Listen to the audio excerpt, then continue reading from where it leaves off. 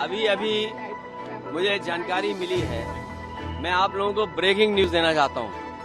Bharatiya Janata party अपने सभी सांसदों की टिकट काटने जा रही है, एक के सिवाय, और वो भी जो एक है वो भी अपनी सीट बदलने की सुना है, सीट बदलना चाहते हैं। तो ये समाजवादी पार्टी जीत के लिए आगे बढ़ रही है और हमें उम्मीद है कि पीडीए ही एनडीए को हराएगा।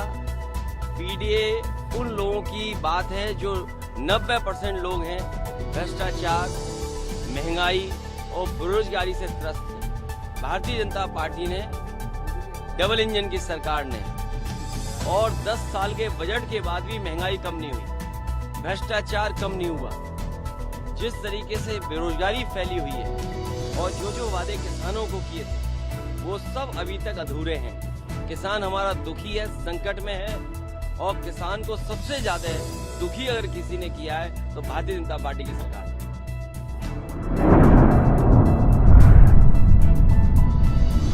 अतराफ टीवी, हर बात सच के साथ।